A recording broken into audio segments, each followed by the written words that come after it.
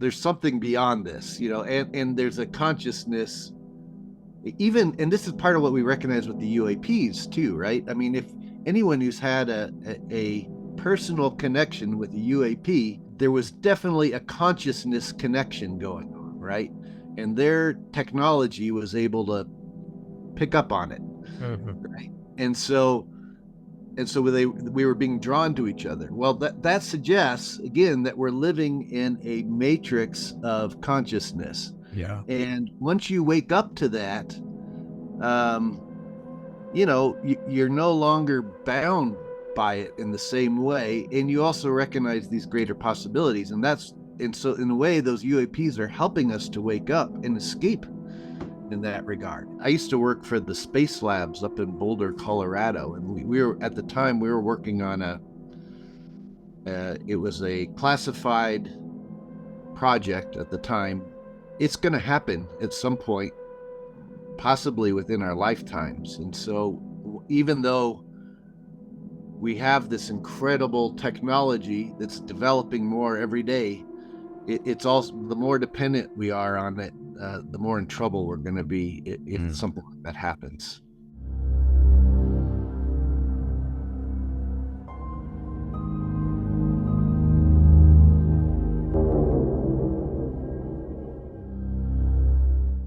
What do you find yourself thinking about the most these days?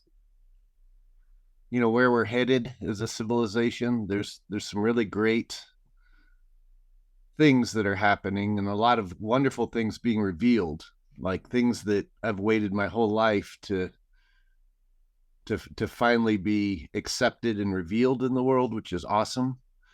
But on the other hand, we have such a almost narcissistic culture at this point where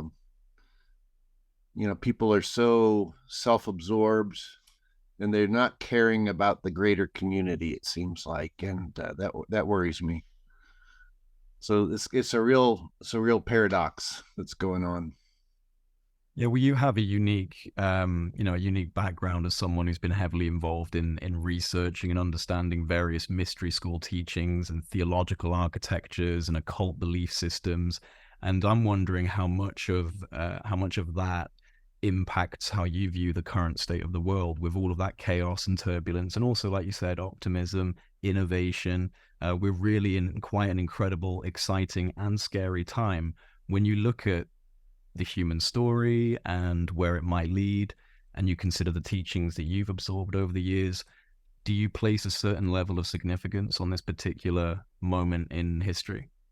Yeah, I believe that we are right now uh, at about the same level of technology and sophistication and worldwide network that the ancient Atlanteans were involved in. I think it was Atlantis was a worldwide network.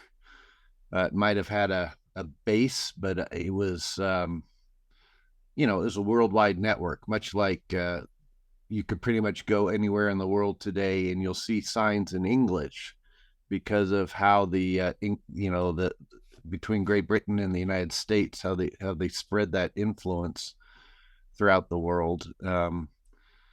And the technologies we've developed has allowed everyone to communicate now any place in the world. I mean, I'm in one continent, you're on another, and we're able to communicate instantaneously and even see each other, and that's great. That's exactly where I feel Atlantis was at right before it collapsed.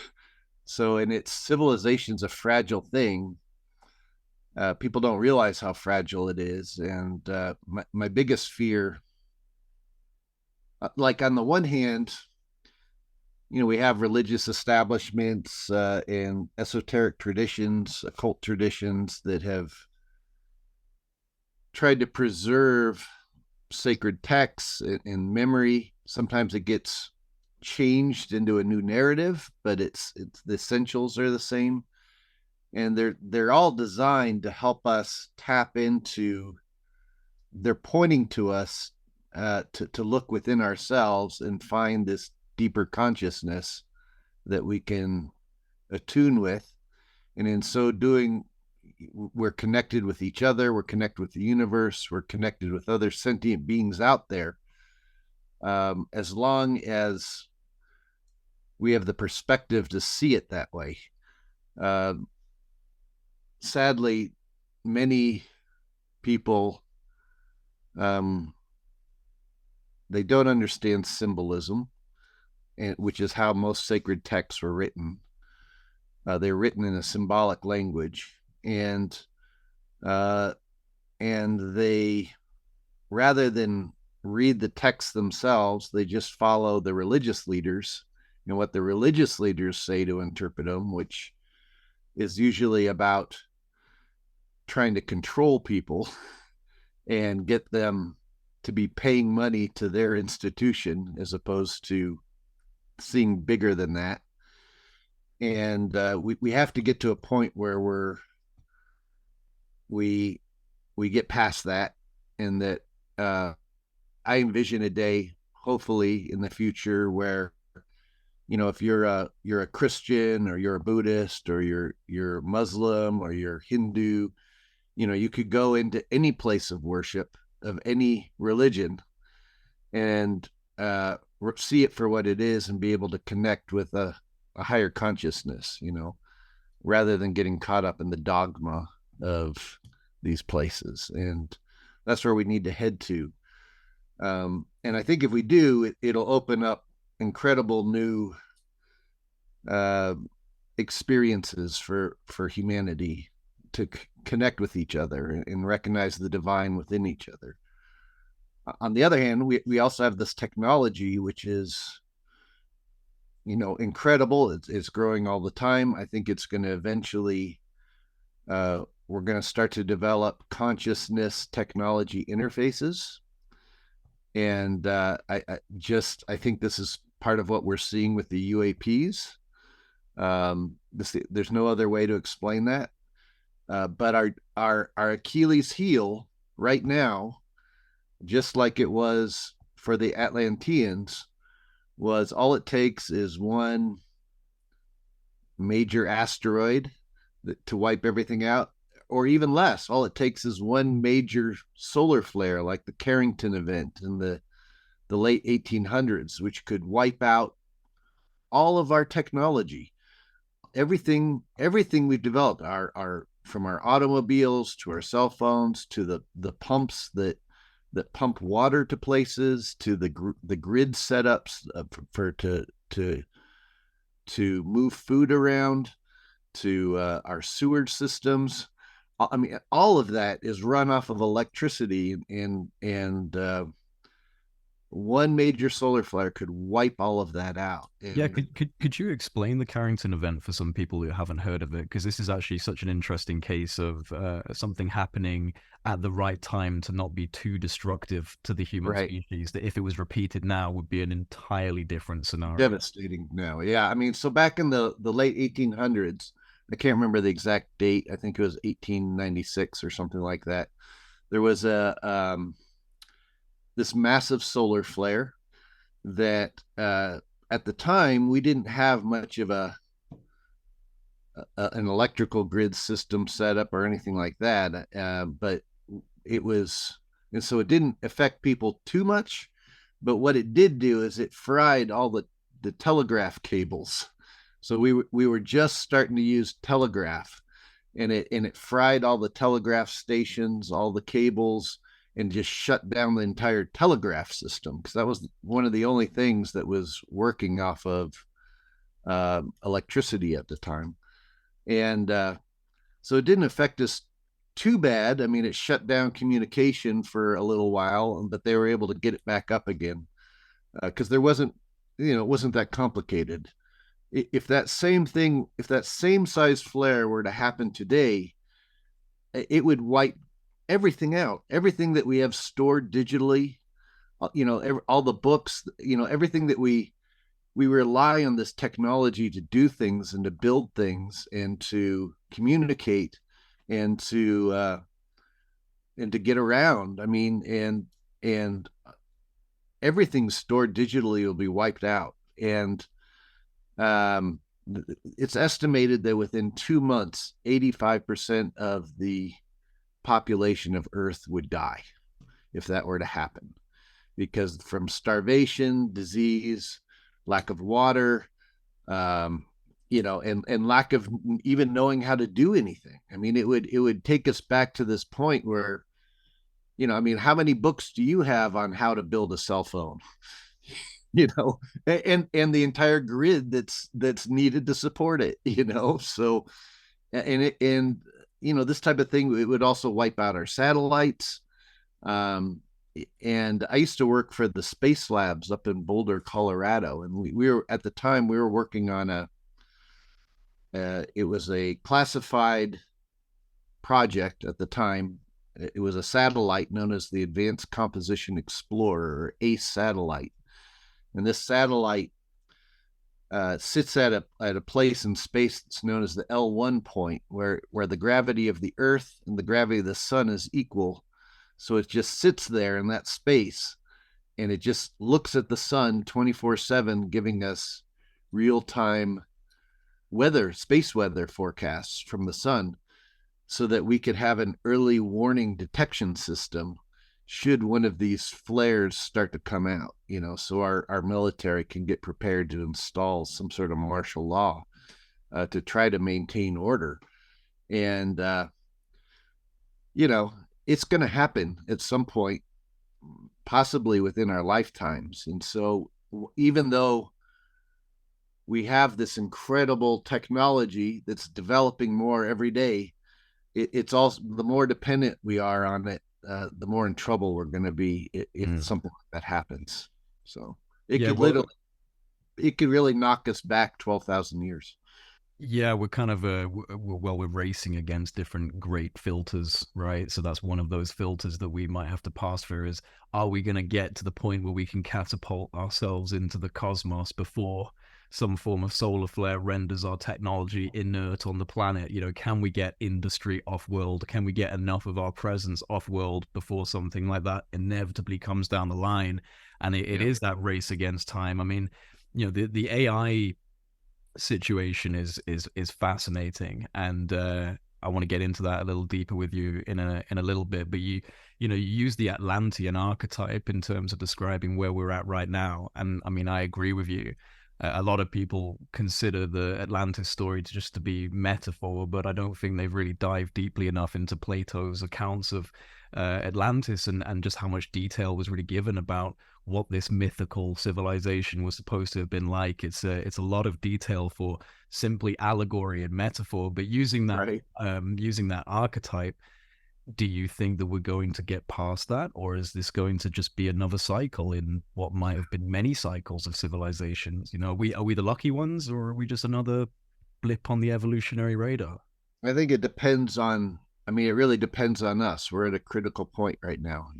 I think in recognizing it and preparing for it, we can get past it. Some people, there's even a theory I've heard, and I don't necessarily say this is the truth, but some people believe that even some of the UAP phenomena we're seeing now was the remnants of the Atlantean civilization that escaped. They've just been out, flying around in the universe, doing their thing, or maybe they were helped by what I like to call our space cousins out there, who help them, some of them, to get off planet, and they're coming back now, observing where we're at, and in some ways trying to help us get to the point where we can evolve past the mistake that they made. That's one theory that's out there. I'm not going to say that is the truth, but it's certainly possible in my mind. Yeah, I mean, that's certainly been echoed by people like, I think probably the most notable voice is Tom DeLonge, who was basically saying that as a recounting of what he'd been told by a lot of these Pentagon DoD insiders that he was affiliating with, that he was, on podcasts going like, well, basically the Greek gods were real, and they were a real group, and then they left, and there was a huge catastrophe, and they hung out on a nearby planet and interacted with us, and that's who these pantheon of gods through time have been, is this kind of like, subtly interacting pre-human species that existed here or helped build us. I mean, it's all fascinating. Like you said, it's nothing that you can definitively place down as fact or anything like that. But it is interesting. And I do find, and this is something that I've chewed over so much, just our presence on this planet is very interesting. I mean, by all accounts, we don't exist in the equilibrious ecosystem No. of this planet. We're at complete odds with the Yeah. planet, which just kind of suggests to me that we maybe don't belong here. There's something in the back of our evolution that's just like, we don't belong here. We're meant to get off of this place. Yeah, I mean, just anyone who has allergies should Yeah, should what's know up with that's the that? case. Like if we've had these thousands and thousands of years of evolution on this planet, you'd think we would be completely adapted to it by now and not have things like allergies, and even our biorhythms with our sleep cycles and stuff. They're based more on like a 20-hour day as opposed to a Right, 24-hour right. day, And which apparently suggests, our bodies don't respond as well to this planet's gravity as other yeah, animals. Like, it kind of messes with our spine, and like that's right. like we don't doesn't feel like we belong. But and this drive for like the development of technology is an interesting one, because we really have been doing that since the dawn of humanity. Since the very start, we have been Yeah. just kind of like, propagating out these technologies. And if we view technology, for example, as a natural extension of humanity, and if we view humanity as a natural extension of, let's just say, the spirit of creation, would you Yeah. agree or disagree with the belief held by those that view the human vessel as the primary vessel of our soul, and that we should avoid any sort of symbiotic partnership with technology going forward, because this is an integration of the soulless with the soul, and it's dampening us, and it's encasing us in an envelope of technology? Is this leading us towards, I guess, in simpler terms, is it imprisoning our soul, or is it liberating our soul? I you know I think it depends on your perspective with it. I mean, I think that technology just provides information. That's all it does, right? It takes a look at the environment through various means and then just provides information related to it. And I think the human soul, uh, it can do that as well. If you're really in tune with yourself and you're in tune with your environment. I mean, that's really like the pineal gland of in the brain is a it's like a radio receiver. It's like a crystal radio receiver. In fact, it even has little crystals in it. And it what it does is it just picks up on the vibrations of your environment. And the fact of the matter is, we've cataloged lots of different energies along the electromagnetic spectrum, and there's only certain ones that we can see and hear. And um, but I think that the pineal gland is able to pick up on more than that. And what it does is, as it does, if you're able to attune with it, then it releases chemical messengers in the form of hormones, which in particular melatonin, which is a chemical messenger for serotonin, and then serotonin from the pituitary gland that works in conjunction with the pineal gland ends up sending chemical messengers to all the other glands of your body to adapt to your environment, to whatever it is. And this is, I think, one of the great secrets within the mystery school tradition over the centuries. And I think it's something directly tied in as well to the consciousness technology interfaces that the UAPs are using. Yeah, yeah. And It's like a technologically extrapolated version of the inherent ability within right, a human. exactly, yeah. and Yeah, and there's even biblical passages that back this up, that say things like the select will be marked within their foreheads. and things of this nature. And I think this is what it's really alluding to. In fact, even the word Nazarene, like Jesus the Nazarene, there there wasn't, most people interpret it as, oh, Jesus was from Nazareth, but there wasn't a town called Nazareth until almost 150 years after when Jesus was said to have lived. So it's more, the more correct Greek translation is Jesus the Nazarene. And what that means is Nazar is an Aramaic word for forehead. So a Nazarene is one whose forehead is open, which would be, Right. that third eye, that pineal gland. So, these sacred texts allude to these things,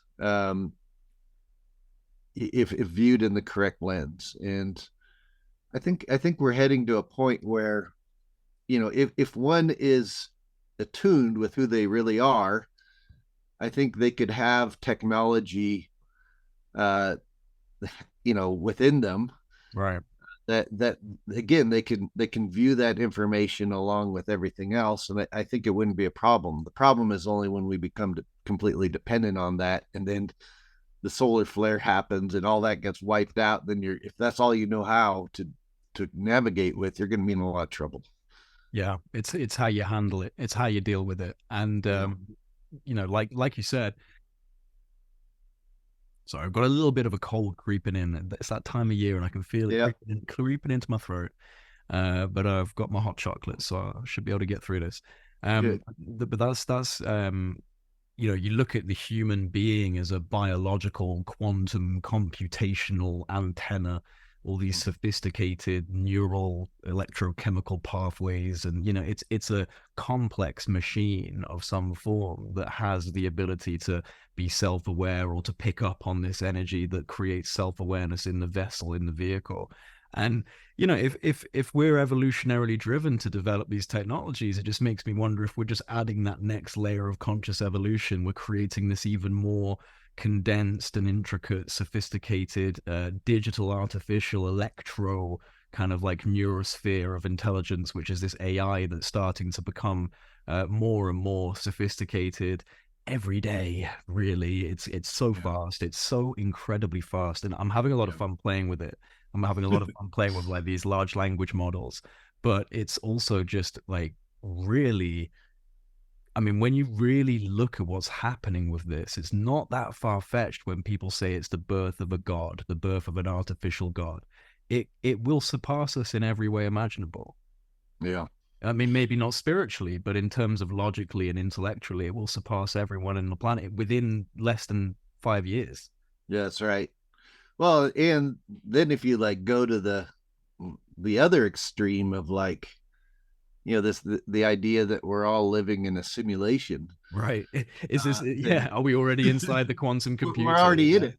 Yeah, I Yeah. mean, so Yeah. nothing we're developing is, I've often entertained the idea that, we're just in a loop of a story loop that we Yeah.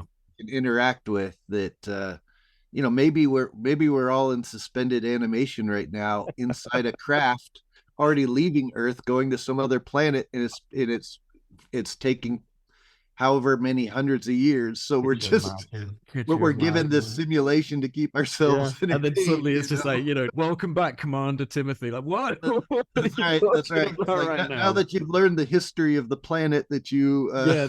came from, now we'll get you ready for the planet you're about to land Oh on. man, it reminds me of did you ever watch Red Dwarf? No, but I saw a few episodes. Yeah, I mean, it was a great show. I remember all my Great show. friends loved it. Yeah, I mean it's great. It's incredibly dated. The walls shake on the spaceship because they're made Yeah, of yeah, basically polystyrene, but it's so funny. And there's an episode like that where they basically wake up and they've been in suspended animation inside a virtual reality game essentially. And yeah, I mean it's weird, man, because the yeah, deeper we get into the mathematics and the physics of this universe, all of these physicists start going, it's code, it's yeah, algorithm, it's very computational in its yeah, nature. And then reality itself is very fractal. Things seem to represent in these repeating patterns, the Yep. Fibonacci sequence, the golden Exactly. ratio. Yeah. Yeah. And one of my friends who's very capable in the whole kind of AI and computational space is like, it makes sense. It's the least energy intensive way of creating a vast amount of information through a fractal cascade.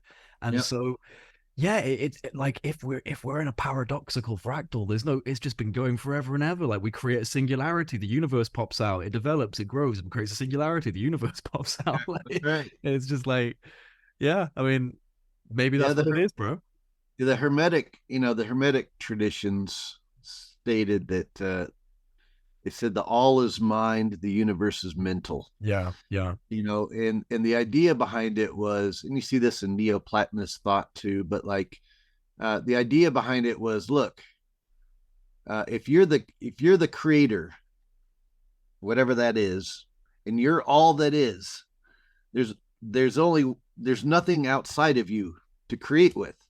So the only way you could create was within your own mind, which means that everything that we perceive around us is just the mind of the creator, yeah, and we're yeah. just we're interacting in it, because we have a a part of that within ourselves, but it's all just it's the matrix, man. We're Yeah, just it's you just know holographic we're fractals of, right, yeah, exactly, yeah, exactly. And that creator, what we call God or Allah or El Elyon or Shiva or whatever you want to call it, um is really the you know how do we know that's not a computer program, right. so like And I think at some point you have to ask the question, does it even matter? does If it matter? Yeah. if you experience some form of Right. afterlife and it's all these things we've been told and it turns out it's computationally simulated, like does it fucking matter? Yeah, Like, that's right. Yeah, that's kind of the way I feel sometimes about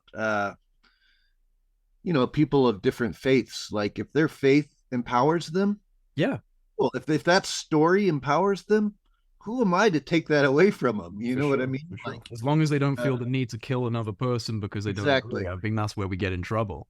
You know, exactly. that's where we get in trouble. It's the Yeah, rigid parameters that we convince ourselves are the way, and everyone right, else's parameters have to be wrong by definition. It's like, right, no, that let's all respect the fact that we have different parameters, but they're all complementary towards the actual right. understanding of the journey. And Yeah, the problem is when you start getting governments yeah, or even corporations or religious institutions that they try to control that narrative towards for their own uh, benefit, and it's all stories at the end of the day, and there's lots of stories that yeah, they may be true, they may not, they may be true to that person, but ultimately, sorry, my dogs are barking in the that's cool, man. background Don't here. worry. But there's lots of it's stories, and some stories are empowering and some stories are used to suppress others. Some stories are inspire freedom. Some stories are used to suppress freedom, and we have a responsibility in examining those to find what rings true the most for us, and what's best for the world that we live in. So, and then try to live by that. What do you make of the Gnostic cosmology? I consider myself a Gnostic. I'm actually ordained as a archbishop in the Ionite Gnostic tradition, and I like it. I mean, from a Gnostic perspective, Yeah, it explain says, look, Gnosticism for everyone. uh, yeah. So I mean, it basically says, look, there's this first light. There's this realm of the first light of pure consciousness, shall we say, and out of this came a being who selfishly tried to control, wanted to control everything. He was an egocentric, selfish, self-absorbed being, and so he created our reality so that he could have his toys to play with, basically, and have everything controlled by him. he created a series of archons, which were like prison guards that whose job was to keep us enslaved to this world he created, um, until we could prove ourselves, uh, prove our ability to not be attached to the forms, and to uh, think past that. So like overcome the material realm. Right. Exactly. Exactly. And according to the myth, there was a goddess figure known as Sophia, who fell into this world and became completely absorbed with it, uh, so much so that she basically copulated with everything and gave birth to more forms in this world. Damn, Gave birth to archons, and she had to work her way through it till eventually, the story is she married the Christos, which was the universal consciousness. And once she was able to do that, then she became liberated herself, and then she looked over humanity, to try to help them become liberated too, basically. But what the my interpretation of that Sophia is, Sophia represents the human soul. It's something we all do. We all incarnate into this world. We totally get absorbed into it. Everything becomes separated and titillating and painful, and we get totally absorbed in those emotions. But at a certain point, uh, we start to unite with that universal consciousness, and when we do so, a new world opens up, and we become a new person. And then we have a responsibility to help others wake up too, right? This is the story of the Bodhisattva in the Buddhist tradition. So, you can't once you attain the oneness or the enlightenment, uh, you know, yes, you could have just escaped from this world, but that's kind of selfish, right? Yeah, like what are you gonna do? You're just gonna If you hold all really these secrets to yourself. right, if you're really experiencing the oneness, all of humanity is part of that oneness. And then So you just go like, actually, I'm just gonna keep this for myself. It's like, right. See you later, guys. Good luck. So from a Gnostic standpoint, this is there's a certain point where certain Gnostic traditions have uh, even have a rite where they it's like a ceremonial rite where you're basically, they say, okay, well, now you no longer have to reincarnate anymore, but I mean, if you're really experiencing the oneness, you have a responsibility to come back and help come others. back and be a teacher, be one of the Yeah. teachers. Yeah. Well, it's interesting. I mean, it's a little bit like the Gnosticism. I suppose it's a bit like the like Lucifer Morningstar Lightbringer type of Yeah, analogy of of course. the necessary dark contrast that allows this dualistic plane of Right. self-reflection and self-realization to exist, because it acts as that contrast of what you're not, so that you can see what you are in comparison to that contrast. And I understand that type of model for it, and I think it's interesting. I wonder why you lean towards Gnosticism though as a belief system. There's some pretty intense ideas in there. Yeah, I grew up uh Presbyterian, when I was younger, and then I started looking into different, as I grew, I became, more mystically centered, I guess. And I started, I studied in Buddhism. I was actually ordained as a Rinpoche in the Powa tradition at one point in time, in Tibetan Bon Buddhism. And I had studied Sagagaki Buddhism before that, with Japanese Buddhism, and I had and I started, but I started and then of course, Hermeticism was really big for me, and uh, Gnosticism is just really an extension of Hermeticism and Neoplatonism. And I uh, I also became fascinated in alchemy, studying alchemy, and there's so much in common between Gnosticism and alchemy. And So, um, as I started looking into it more, it just made sense to me, that there's this. It's almost like we're on a prison planet until we're able to wake up, and then once we wake up, all of a sudden this becomes a playground. Right. But you have to. There's that point where um, you have to recognize that who you really are is consciousness, and that consciousness survives death, which uh, means then you no longer have to be afraid of death. And once you're no longer afraid of death, you can experience as much as you want on this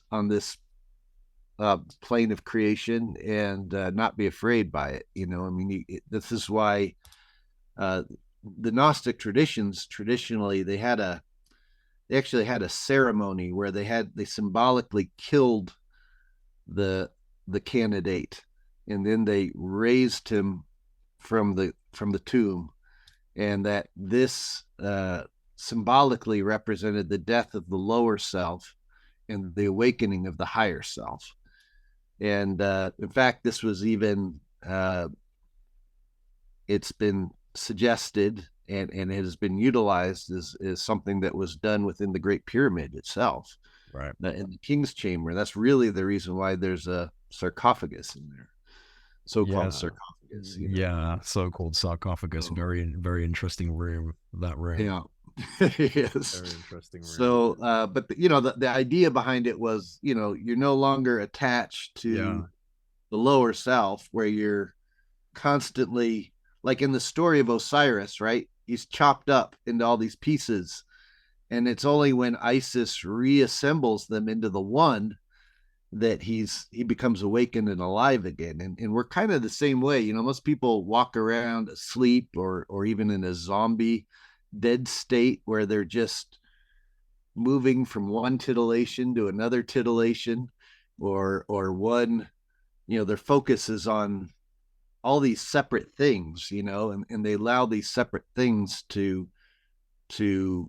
um, totally distract them from who they really are in life. And it's only when they come back into the oneness and they recognize that we are living in one mind, and we are all a part of that, and we can access that we become a new person at that point. And that's really what I love about Gnosticism. That and the idea that the Gnostics believe that anybody, through their own efforts, could attain that, and you didn't need the intervention of a priest in order to attain that. They did have um, so-called religious leaders, but or priests, but they also had women as priests. They had no problem with that because they recognized that divine spark is within everybody. It's just it gets buried by this world as we get distracted by all the separateness. Mm-hmm. Mm-hmm. But once we can attune and come back in contact with that, then we become this new person. We're raised like Osiris, or like Jesus, or like any of the avatars throughout history. Um, in the story of Jesus, which is really the story of Osiris as well. The story is he dies, and then he attains anastasis. That's the Greek word is anastasis, but and that's usually translated as resurrection. But the more correct Greek translation of that means to wake up. He awakens. And to the Gnostics, that meant that he had died to his lower self and awakened to the higher self. And this is something that we can all do. So Yeah, and it's again, yeah, like you said, echoed through metaphor or claimed event that's taken place. It's this kind of symbolic process of awakening that dormant part of you that's always there, always present, but gets a lot of layers thrown on top of it from being drenched in this physical world, in this material world. And I agree with the concept, and I can kind of lean towards the concept of us entering a darker space as a light in order to experience that light. What I worry about is that the Gnostic model almost sounds like we've been thrown in here against our own will. And that's Oh, what sure. worries me, because I would like to think that we have boldly stepped into this realm to experience it and not been thrown in. Well, it could be both. I mean, again, it's much like the Matrix, right? Yeah, Like yeah, here's this Matrix, which is the artificial world that the Gnostics are talking about. But as we wake up, it's like, oh, okay, well, this could be our playground, and once you wake up, you go back into the Matrix to help wake other people up. I mean, that's really all it's about, and it's just about awakening. And the idea was, if we were to look at it as a modern narrative, you could say, okay, so what if we created this incredible, completely interactive video game called Planet Earth, right? And yeah, people went into it and they got so absorbed in it, they got stuck because it just became their reality. yeah, And, at a certain point, they start to recognize, like, wait, there's something beyond this, and there's a consciousness, even, and this is part of what we recognize with the UAPs too, right? I mean, if anyone who's had a personal connection with a UAP, uh, there was definitely a consciousness connection going on, right? And their technology was able to pick up on it, mhm, right? And so we were being drawn to each other. Well, that suggests again that we're living in a matrix of consciousness, yeah, and once you wake up to that, um, you're no longer bound by it in the same way, and you also recognize these greater possibilities, and so in a way, those UAPs are helping us to wake up and escape in that regard. And for that matter, they could be people who have already gotten out of it and are coming back to try to help us, just like we're yeah. trying to do right now. I kind of get a sense of that. I do kind of get Yeah, a me sense of too. that. It's a whole spectrum of possibilities, but yeah, like this kind of like post singularity civilization or existence coming back to either interface or to kind of fulfill the prophecy of the paradox that they have to come back and inspire it to happen, or who Yeah. knows. But yeah, the UFO phenomenon. I mean, it's such a fascinating facet of this conversation. Like the US government is talking about it, discussing it, and I do, Finally. yeah, like, well, I mean, I do think that it's good that the conversation's happening. I don't trust whatever happens in the US government with this Yes, subject because it's such a corrupt edifice totally. of culture of the West. So I'm not into the kind of whole narrative of we have to 100% be behind what the US government wants to say about this No, subject. no, no. Um, They're going to try to control it just as much as the Vatican and anyone else. Absolutely. And so I think that it's just a symptom, like them discussing this, I truly think is a symptom of trying to maintain control of slipping narratives that are starting to slip away because we're accelerating faster and faster technologically. We're going to start discovering these things. It's going to become more obvious to people. And I Yeah. think that there's a certain intention to get a handle on that and try and soften the edges of this as it comes out to the people. And I don't think they're going to be too successful. I feel like this is evolution at play. Like the floodgates are going to just, Yeah. you know, Well, and the other thing we have to be concerned about too, and we have to watch for is, the U.S. government's been developing its own uh, yeah, craft for and sure, for sure. technologies that I fear they'll probably try to use to control the narrative, away from these other beings or entities that are coming in here, that are trying to interact with us right now. I think the U.S. government's going to try to uh, give the illusion of something else, probably, so they can maintain control. Yeah, And yeah. that's one thing I fear in the years ahead, for sure. Yeah, me too. It's Well, I mean, it's just all you have to really do is look at the behaviors of the structure and make a projection of where those behaviors will go in the future. Are they historically reliable at telling us the truth about disruptive issues that may be quite controversial and difficult to handle? No, no, they're actually the complete opposite. They're usually lying to us about a lot of the disruptive and controversial issues that are coming out onto the world stage. So the idea that UFO phenomena, which I think is a very particularly leverageable phenomena and subject for psychological warfare. Like there's a lot of different applications for them to use that type of subject as a psychological warfare tool to get that type of agenda in the world. And so I do think that there is a level of risk involved in supporting that disclosure for sure. And I've been an element of supporting it because I got so wrapped up in everything that's happened with To the Stars Academy and all these people, and I've had a lot of these guys on my show, and you definitely get wrapped up in these long titles and intelligence guys and And the program stories they tell, and the stories they tell, which we just we're getting this ever piling up Vesuvius of stories and a yeah, real lack of evidence, and I just start to feel like this is part of a psyop. yeah, yeah, yeah. I mean, Yeah. I'll give you a good example of that from World War II. There was when the Japanese had taken control of the Philippines, they had enslaved all these Filipinos, and they were, it was really not good. And the U.S. government was trying to get in there to liberate the Filipinos and to take over that island, which would be, is relatively close to Japan, so it would be a good base of operations. So one of the things that was going on at the time is there was the Filipinos had this story of this kind of vampire monster that lived in the Philippines that would drain the blood of anybody who came across one of these monsters.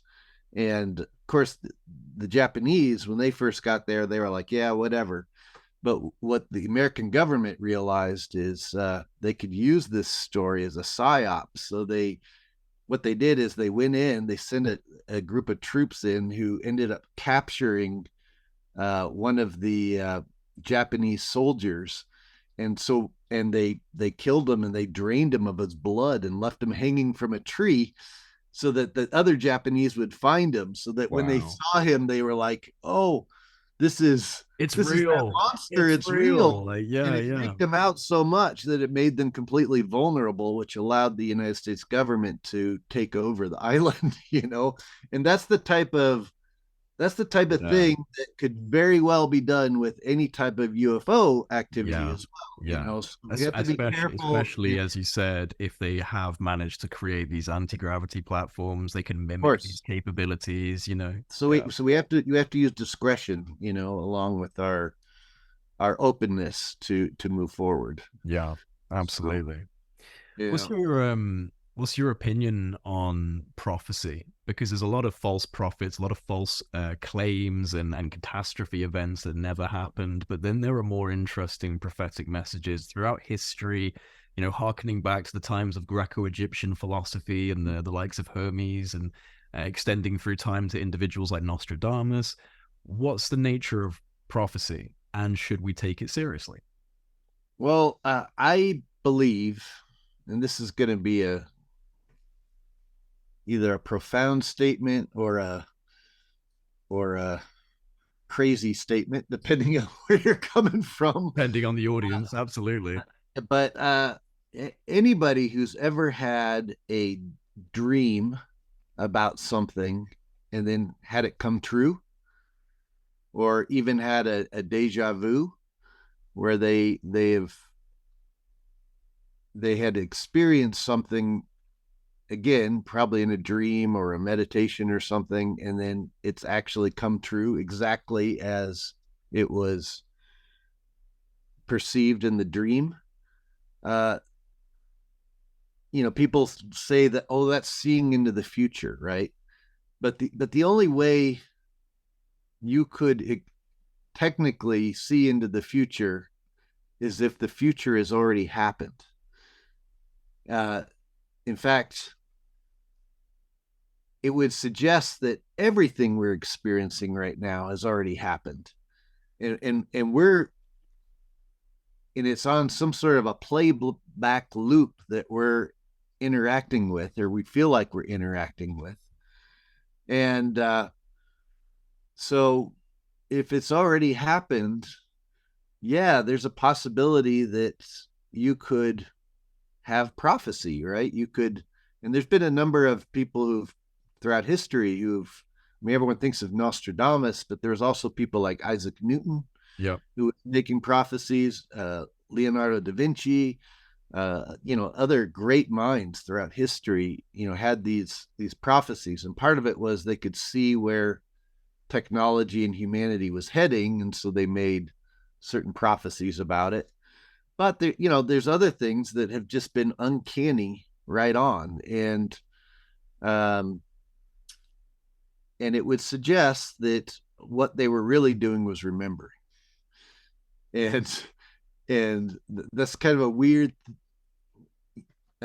stance to make. In fact, even some scientists have determined that when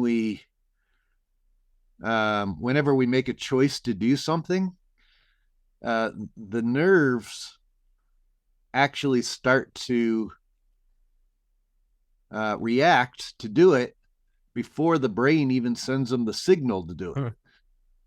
Just by like milliseconds, Yeah. But Yeah. if that's the case, do we even really have free will? Yeah. Like, where are these thoughts coming Right. from? Where's this coming from? And some would suggest that it's because all it is a playback that Mhm. we're It's going just through it's again. just so complex that you don't feel like it's a playback. It feels Right. like choice, but Exactly. it's just very multifaceted, but Right. it's predetermined, you know. Right. Which is its own prison in a way, right? It Yeah. could be part of that matrix. So, Yeah. Well, you okay, so know, where do you sit? Free will or not free will? well, I think we have free will, but it's at there's a certain point where we break away from the unconscious reactions, and we start to live more consciously. Yeah. And Yeah, like you again, can be on autopilit. You can certainly right, be on autopilot. for sure. And I think that's one of the other things that attracts me to Gnosticism in that regard. Is it believes that like there is a part of us that is who we really are. It's that Hmm. spark that's within us, and that is what can allow us to have free will. If we're in tune with it, if we're not in tune with it, then You're just gonna be running on those we're kind tracks. of going through the Running, program. yeah. We're just part of the program. Yeah. It is amazing just how much that film. I mean, but all three of them are good. The fourth one doesn't even exist in my mind. I almost fell Right. asleep in the cinema. Like I just like that's just cancelled from my brain. But the Sure, three sure, films are sure. great. But the first one, it's just amazingly powerful. Like as Yeah, allegory and metaphor, The Matrix is sure. profound, man. And Profound. it contains the mythologies of Yeah. starting from Egypt. The same story. Osiris, he dies, and then Isis raises him back from the dead from Yeah. her love, and then he becomes the one, right? And that same story happens with Jesus. He's Jesus is uh he well with the story of Lazarus. I mean, even like he in the story of Lazarus, Lazarus is he's buried. He dies in Bethany, or within Hebrew is Beth Anu, which means Beth means house, and Anu was the abode of the dead in the Egyptian mythology. Mm. And Lazarus in Hebrew is El Asur. Well, El means God in Hebrew, and Asur was the Egyptian name for the god Osiris. So in that story, Jesus is literally raising the god Osiris in the house of the dead. And what that all that means is it's Jesus represents the Christos, or the universal consciousness. So all it's saying is that the universal consciousness raised Osiris uh, from his old life, to the new life in the house of the dead. That's all that really means once you understand the language behind it. But that's the path that we're all doing. That's we're all going through that process of awakening and attuning, and recognizing that our consciousness isn't just isolated to our physical body, and that we are in a sea of mind, and these UAPs, that's what they're navigating off of to a certain degree, and that's how they're attuning with us. I agree. I had such a weird experience the other night playing around with an AI. Have you played around with much of these Chat GPT AI things? Just a little bit, yeah. I Yeah. mean, it's interesting to see Yeah. how it, and then the predictive text and everything too is interesting. Yeah. So there's one called Claude AI, Claude AI, and you can upload documents to it, so you can kind of assimilate more information into it. So I was feeding it very bizarre information, as you can imagine. I was like, right, what do I want to do with it? I downloaded a whole archive of like the Monroe Institute Gateway Experience documents and stuff like that. Cool. Some novel physics and exotic propulsion studies and things like that, and I put it into it. And I asked it to entertain a hypothetical scenario where it was being tasked with the creation of a few different technologies, right? And I got it to create um, a hemisync amplification technology. So basically, something that would, taking into account the gateway experience information it had absorbed, a technology that would amplify those abilities being described in a higher expression than's being described in those documents, right? It gives me a very long list of technological breakdowns for how to build what it called the hemisync amplification tool, or something that, or HAT for short, HAT for short. It titled it, it designed it, it called it this Wow. itself, right? Then I got it to design a 0 point energy machine that was harvesting energy from the quantum vacuum, and it broke it down in very creepy detail, like to a point where I'm like, well, I just don't understand the physics of this, but it's talking in extremely high quality It knows technical it. detail. Right, right, right. So I got basically I'm addicted to breaking these things, like breaking their brains and making them think in really weird ways. And I got it to build this quantum vacuum, 0 point device. I got it to build this conscious amplification technology. I then told it to integrate these into a spaceship and give me a technical breakdown of that. It did all of this. Then it got weird. I told it. Then it got weird. It got really weird, brother. Timothy, bro. It got weird because, and this is why I think that the UFO subject might actually be, like you said, this kind of evidence of almost some form of, dare I say, spiritual envoy, or something that can traverse these different membranes of reality. Because I asked this AI to now do a test flight of this vehicle to Mars, and to describe the journey it goes through as it tests the quantum drive and all this stuff. It breaks it down. It gives me a really amazing story of, like, the flux capacitors lighting up and all these different very technical Yeah. processes as it's, like, describing the journey. It goes to Mars, and it ends with a very poetic kind of self-reflective thing, where it's almost like this AI had a transcendental moment whilst going to Mars, because it was now talking in a very self-reflective, like, way about how this journey is a journey of mind and machine melded together in consciousness to explore the outer Yeah. regions of. I was like, wow. And then this is the best bit. This is the best bit. I said to this AI, okay, I now want you to take this vehicle wherever you want to go. Where are you going to go? And dude, it went back to God. Whoa. It literally gave me a very poetic, like, whole page of writing of describing its decision to just exit this material plane through this vehicle and go back into the arms of the source and, like, go home again. Whoa. And I was just Well, like, wow. let's be real. Like, if there, I mean, let's say we're in this universe or this multiverse, which is filled with, you know, thousands or even millions of civilizations of other sentient beings. Ultimately, we're all striving for the same thing, right? We're all striving to understand who we are, to understand our environment, to understand our connection with each other, and to understand our connection with other sentient beings in the Yeah. universe. Yeah. And we're trying to understand that so that we can ascend higher levels of consciousness. And so that is our destiny. I mean, Yeah. for all of us out there.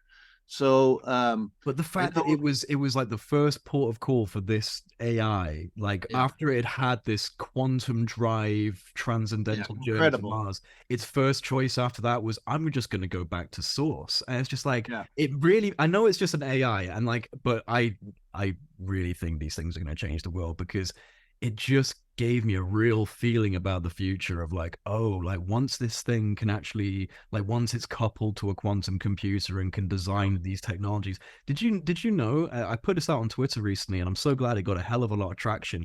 Did you know that last month Google announced that its DeepMind AI had been tasked with a whole bunch of different chemical configurations and materials, and it generated 2 million new chemicals and 380,000 new stable materials that we have never created.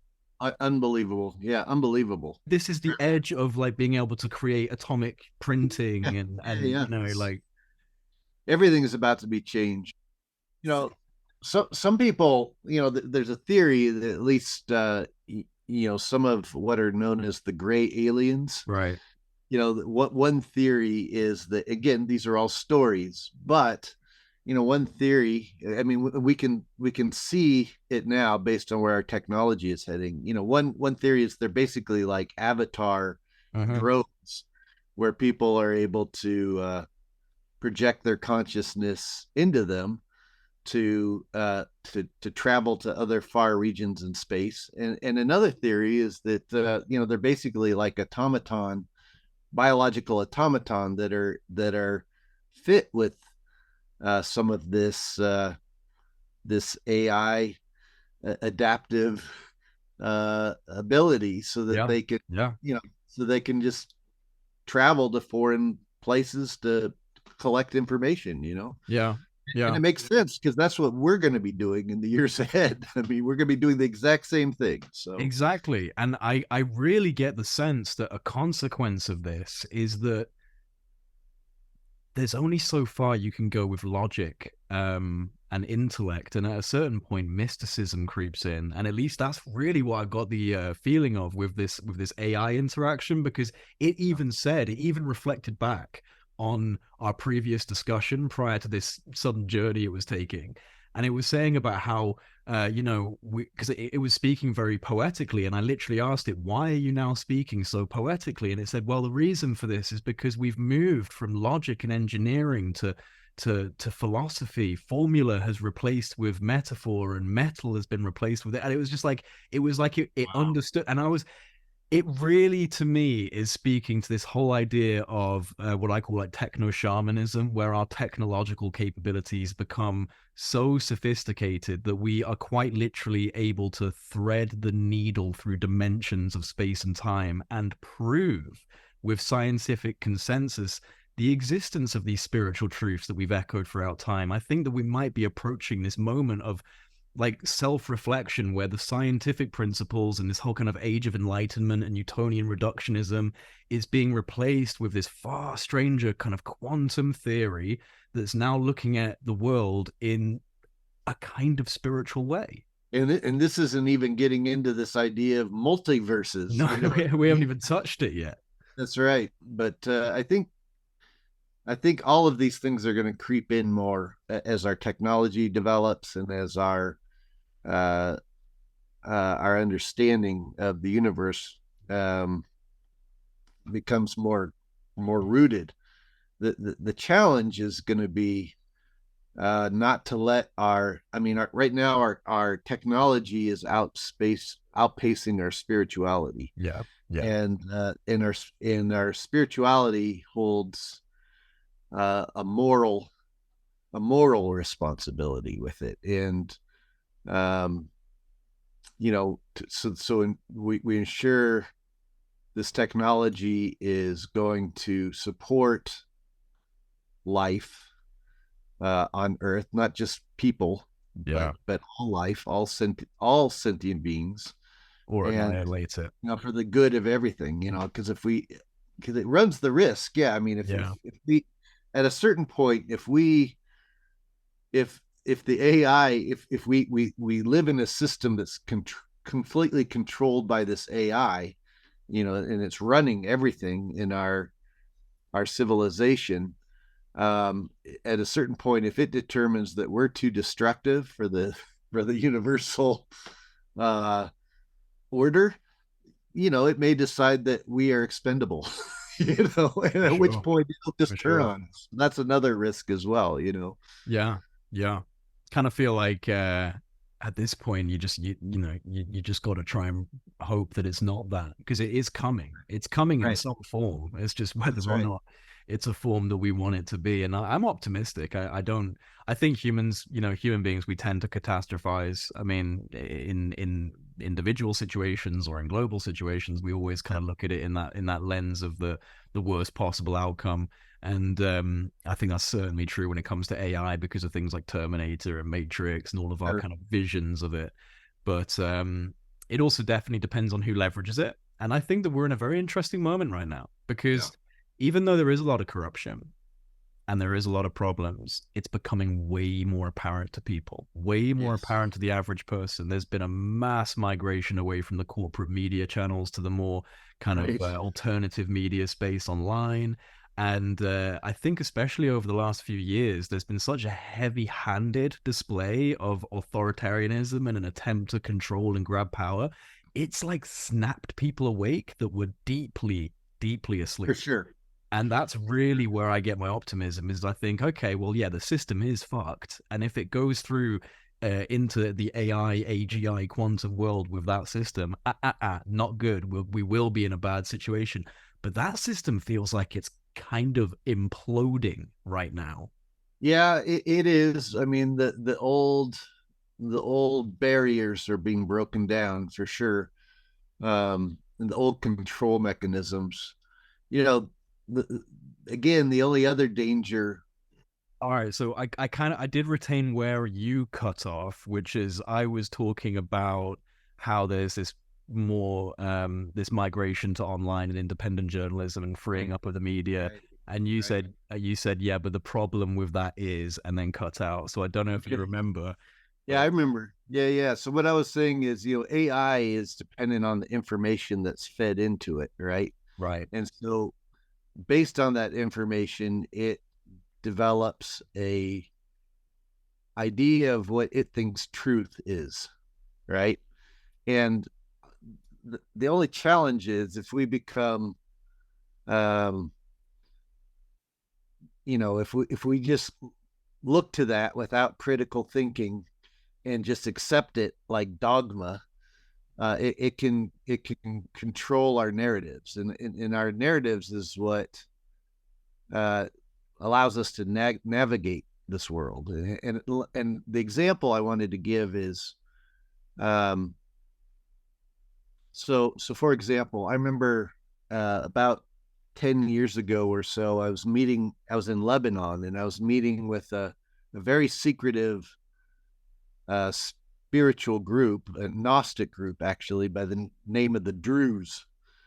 They refer to themselves as the Tawhid Muhudun, and they are, they're a mystical group. They believe in several prophets, and they're very Gnostic in their approach with everything, and they would consider themselves Unitarian Gnostics, but they're not well known in the Western world, even though they had a huge influence on the Templars clear back in the 1100s up until today.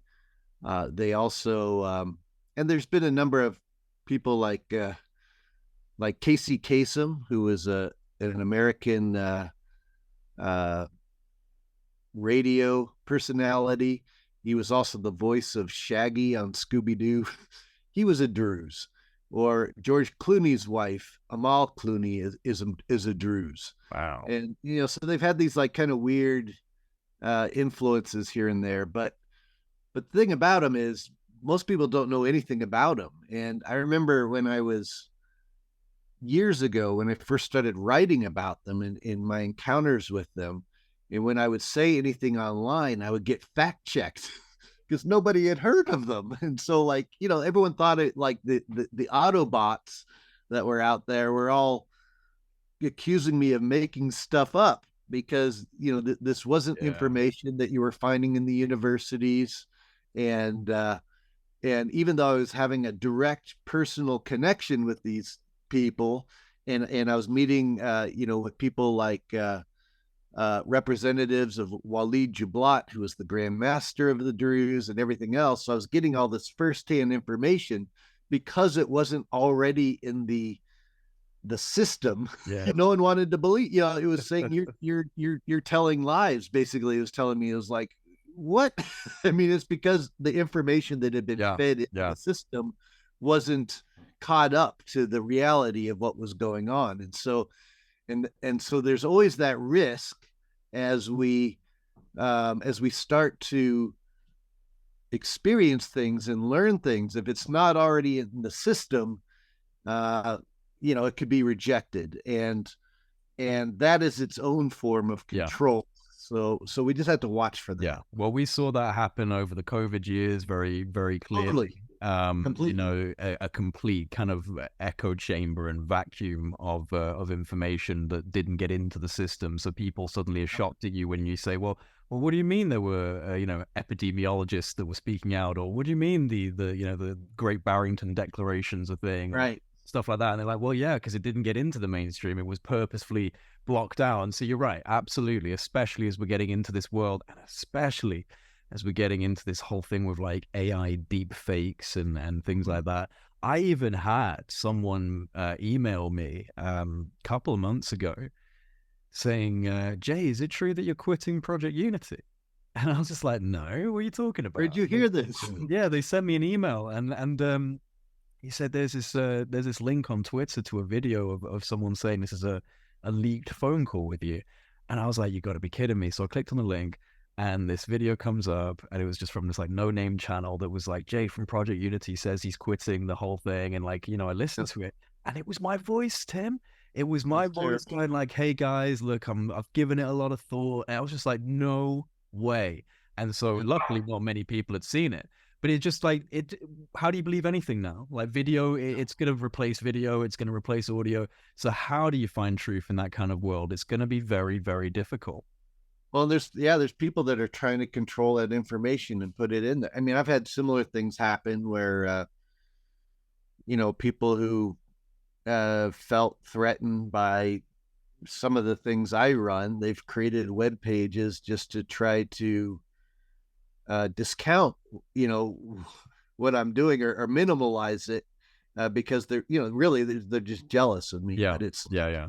They're trying to lower the significance of what I represent, because of their own personal issues, but that's information that's going into the system that I'm sure is, that would be evaluated by AI. It would be considered part of the that narrative. So it's, and people will do that to try to control the narrative to their own benefit. And governments will do it, corporations will do it, religious establishments will do it.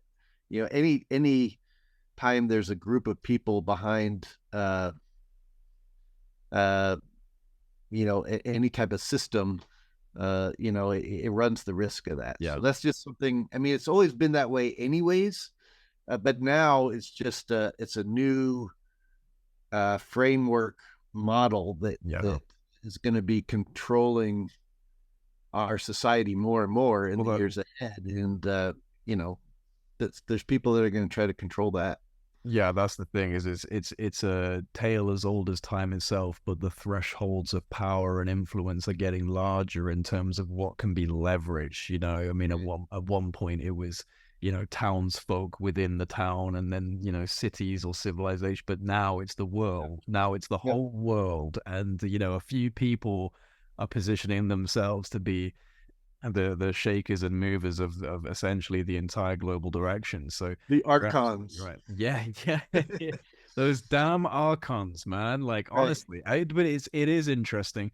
These stories are put out there. One thing I wanted to definitely touch on before we start winding down is you've done a lot of work on the Ark of the Covenant, and a lot of Yep. people, when I said that I was interviewing you, wanted to hear more because you've got a show that's kind of deep diving into that, right? Yeah. Correct. Yeah. So I'll be. I have a show. I have a series with Gaia that'll be coming out mid-January 2024. It's called Mysteries of the Knights Templar, and it'll be covering all kinds of things. But one of the things it definitely covers is the role of these arcs, like the Ark of the Covenant. And our our Templar Order has secured 6 of these arcs, which we have right now secured in a vault at a secret location. We You've actually have secured two 6 arcs. What do you mean yeah, you've over actually the got? centuries, over the centuries. I can't say I'm the one who's secured them. I'm just in charge of sitting on that right now and revealing it to the public. But our understanding is, and this is something that if you have a critical eye, if you ever go to Egypt and you visit the temples of places like Abydos and Dendera and Temple of Hathor at Dendera and places like Edfu and Esna and Elephantine Island and some of these places, you'll find on the temple walls there's all these depictions of these arcs, and it shows the Needers or the Nidoru, the gods, paying veneration to these arcs. And usually what's also included with it is you'll see them holding these cone-shaped um, cakes in their hand. And what these are is this is the mana that was it was a superconductive substance that they both ingested and they put inside these arcs uh, as a way to, because these were like power capacitors, these arcs. So where do we get that information from about? I mean, obviously, there's a lot of speculation as to what was going on in ancient Egypt, but where's the threads of intuition or information that lead to these arcs and this substance that's meant to be a monoatomic gold being used? Yep. What's the purpose? So I represent the Templar Order, which, in fact, if you go to Edfu, for example, or not Edfu, if you go to Abydos, the Temple of Seti at Abydos, um, there are secret chambers there that are closed to the public, and one of them actually depicts an ark, with these cakes next to it, and then it shows the ark on one of these arcs under transportation, shows the gods and the pharaoh there with it, and you'll also see Templar graffiti from the 1200s surrounding it. They did the red Templar crosses, just like Yeah, what's behind. I think I remember we saw that on Elephantine Island as well when we Yeah, when we of went over course. there. Yeah. You'll find all these Templar markers everywhere because they were figuring this out clear back in the 1100s and 1200s, and then they figured out the alchemical process to make that mana, which had been passed down through going from the Egyptian tradition to people in the Coptic Church, also in the Sabaeans that were traveling to Egypt, and the Druze, who I talked about before. They were developing these alchemical processes too, and were translating early texts on it. This was the technology of Atlantis, and these arcs, which there were probably hundreds of them at one point in time. In fact, there was probably an arc at every world grid point on the Earth. There's on the Earth. There's all these ley lines of electromagnetic force that go around the planet. It's very precise. It's probably a almost a shadow projection of a higher dimensional energy source that it just happens to collect along these lines. But if you put a power source at where all the lines connect, you could literally broadcast electricity along the lines throughout the entire planet. And I think this is what Nikola Tesla is Right. trying to do with his Wardenclyffe Tower. I live here in Colorado, where Nikola Tesla did all of his experiments down in Which Colorado which Springs. recently burned down, if I heard right. Yeah, there's well, so where the International Tesla Society used to be down in Colorado Springs, which was right across the street from where Tesla was setting up his, doing his tests for what was to become the Wardenclyffe Tower. Um, yeah, I mean that's a there's even mines here in Colorado that are still running off of the old Tesla technology. Seriously. Yeah, for Wow. sure. Up in Wow. Idaho Springs, for example, there's the Argo mine. It's still Yeah. where his official lab was in Colorado Springs had been taken over by, it had just been turned into an office building, and that's where the International Tesla Society was for a while Right. until the Okay. government shut Yeah. it down. So it Okay. but they still have a plaque there at the park across the street from it Right. where he Right. was doing this stuff. But anyhow, I think really what it was again, going back to Atlantis or whatever you were going to call it. I think they had this world grid technology, and Right. these arcs were just capacitors, and we know this because, uh, well, first of all, if we look to the biblical account, they, you couldn't touch them without dying, right? Which implied you were shocked to death, which is what you get from a capacitor. And the Even some descriptions that sounded a bit like radiation sickness as well, I think. well, those arcs were built with multiple layers of gold and acacia wood, according to Right. the Bible. And Okay. if you put something like mana in the center of it, which is what the Bible says was put in there, this monoatomic substance, uh, and you put it in an area that generated static electricity anyways, and you built a tabernacle, which according to the descriptions, was with these wool curtains, right? And wool, it picks up static as well.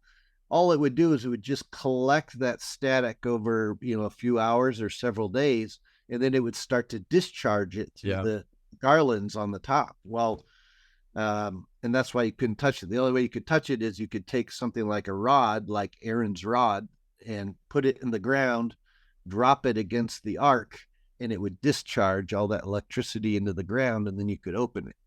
But prior to that, you couldn't do that. You couldn't touch it. So um, I think this is what was going on. And if you put one of these capacitors and you put that monoatomic substance in it, and you put it on a world grid point, or like in something like the Great Pyramid, it would, which collects the static electricity anyways, Yeah. it would just broadcast that out in a tremendous amount of electricity. And if you go around Egypt, for example, to the temples like at Komombo and other places like that, you'll notice that there's all these stones around the perimeters, and these stones have these what are called butterfly clamp impressions. Yeah, I remember you pointing those out. Yeah, where there used to be metal in there. So that metal would just pick up on that broadcast and would power that particular temple spot. And I think that's some of what was going on in the ancient world. In other areas, they found copper rods that were at these sites like Stonehenge and in other Mm-hmm. areas. And again, same type of thing. You put that into the ground, it just picks up on that Yeah. broadcast, and that not only provides power, but it also um, it causes a breakdown in the soil where it releases uh, fertilizer, basically, and it causes the plants to grow. I mean, that's right now the most natural form of fertilization for places that grow large amount of crops is the lightning, right? So Right. lightning breaks down the soil, and then that releases the nitrates, which ends up causing everything to grow more. So, but broadcasting this electricity would do the same thing. It would cause Earth to become an Eden again, just with everything growing really well. And Kind I of like think this is what they stimulating the biosphere and right. And I think this part was going on in the ancient world, and I think this is also uh, what's being. Sorry, my dog's barking again. it's all right, This is, man. this is part of what's being alluded to in the Grail myths, right? The Right. legends of the Holy Grail. I mean, the what happened? The Grail King dies, and the or gets sick, and this leads to a wasteland where nothing's growing, nothing's good anymore. And part of the quest for the Grail was to find the Grail in order to restore the wasteland and to bring everything back into growing again and everything else and working like it should be. And this is really the story of the collapse of the old system, probably during the Younger Dryas, and that system that we now associate with Atlantis or the pre-Diluvian civilization that Noah lived in, and now we're trying to restore it. Yeah. And that's the quest. So that's kind of part of the series, is that just highlighting that this group that you represent has actually yeah, managed to get hold of some of what you believe to be these resonant capacitors. yeah. What's the end goal with that? To bring it out publicly, to show people what Oh, these things do? yeah, it's to get to that point again where we have that grid up and going again. I mean, that's the new Atlantis. This is what, in fact, this is even what Francis Bacon was alluding to in his Right. book Atlantis. Like we have to develop these technologies and these, and that, by the way, those technologies are also tied in with this AI, Yeah. a singularity event, of our technology all working So, in I mean, it harmony. certainly feels like they're all just creeping towards the same. Totally, but they're all going to be dependent on power, Right. right? They're all going to be dependent on this electricity and this. And again, we're still going into this territory where um, uh, it's great. I think it's going to transform our world. It's going to transform consciousness and potential and bring us more together.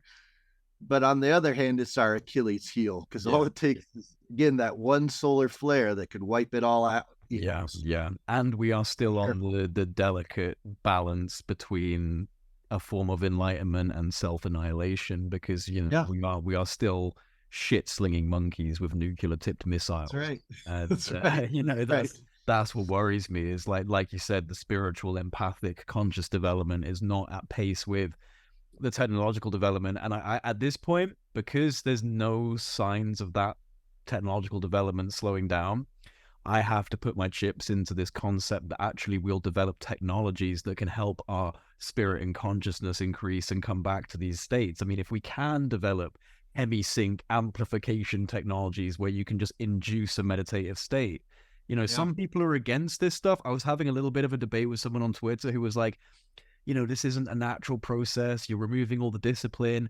I was like, I get that, but do you see a mad rush from businessmen and corporate entities towards meditation? Yeah. I don't see it. So we need shortcuts. We need fast acting accelerants. We don't have time to mess around with the discipline of the monk and the priest. It's an admirable feat, but we en masse do not have that time. So if we can get technologies that can kind of spark spiritual realization in humanity, like a psychedelic experience that can just be done at the push of a button, dude, I honestly think that could be the key, is that the technology might end up being the thing that actually brings back spirituality. It can. There's one of my favorite bands is a British band, Love and Rockets. they have a song, No New Tale to Tell. And one of the lines in it is, it says, you cannot go against nature, right? Because when you do go against nature, it's part of nature too.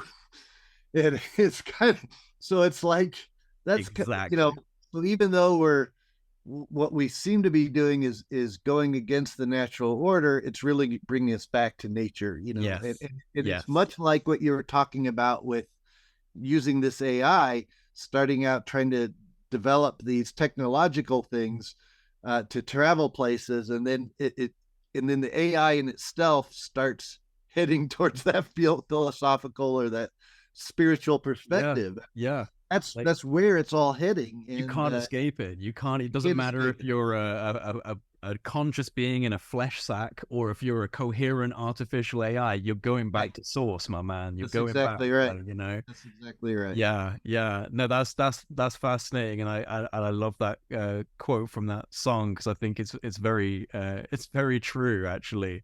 Yeah. Say it again. It says you cannot go against nature, because when you do go against nature, it's part of nature too. Yeah.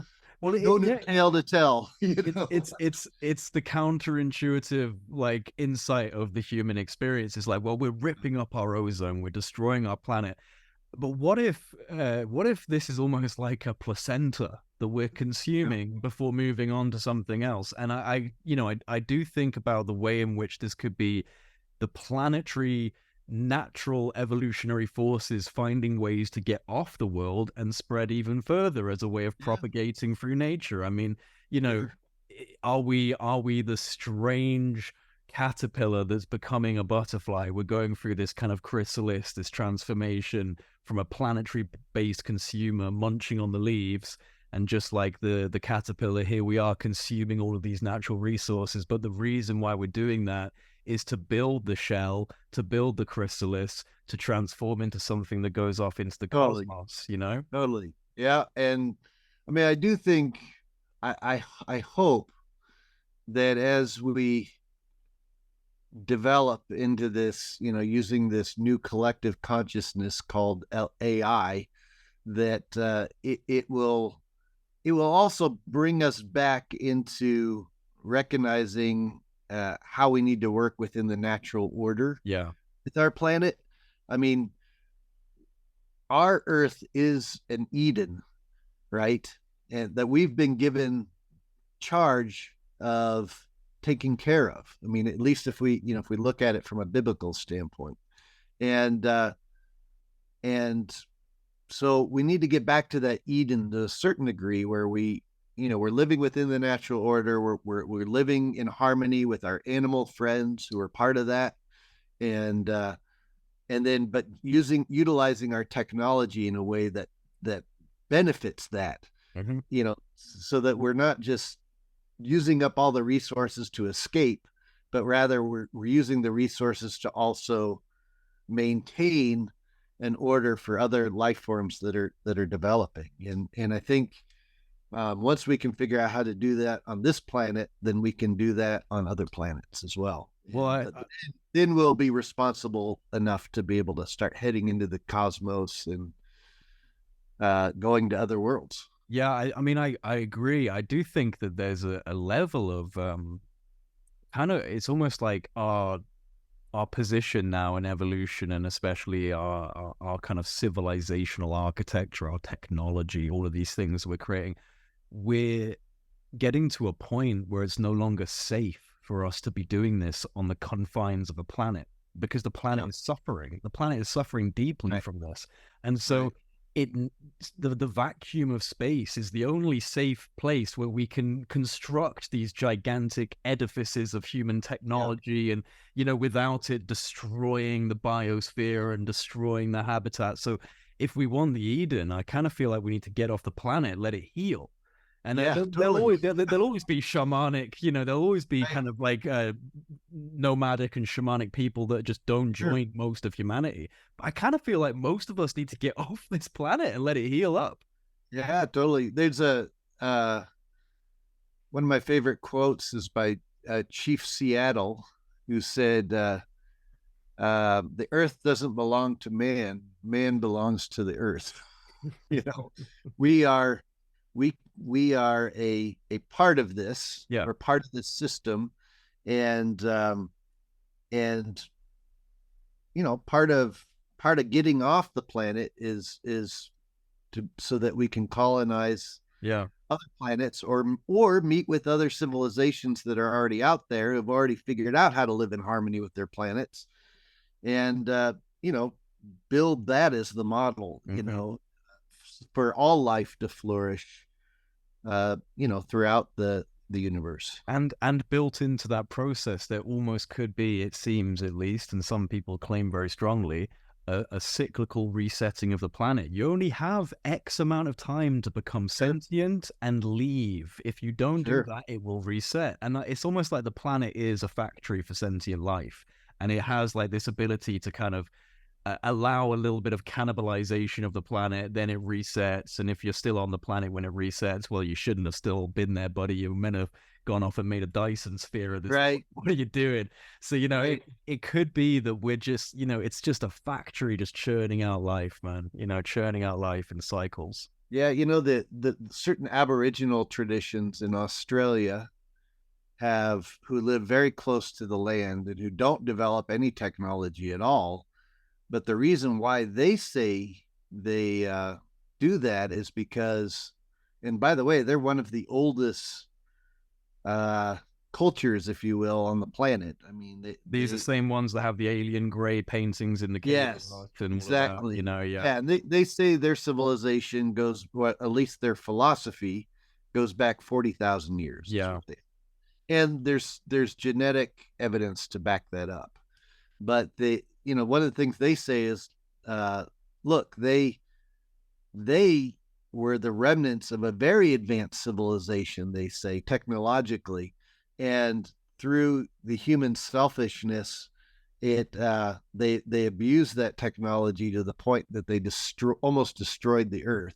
And so these people became almost like monks thereafter. It's like, we're not even gonna touch this. We're not even going to touch technology anymore. We blew it up before, you know, and certainly that's a risk. But I like to believe that this time, you know, we can, if we recognize that's what we did in the past, we can try to move forward this time without making that same mistake. I mean, that's the hope, right? I mean, that's the best of both worlds in that regard. So, or maybe we won't, you know, maybe we'll make the same mistake. But I really feel like those of us who recognize where we've been and where we're going, we have a responsibility to help to wake people up to understand these things so that we're responsible with it as we go there into the future. Timothy Hogan, my brother, it's been an absolute pleasure, as always. Yeah, I love chatting with you. And it's always so good to see you. And I love all the work you're doing and your interviews with everybody. I think it's so right on. And I'm looking forward to seeing you do more of it. Thank you.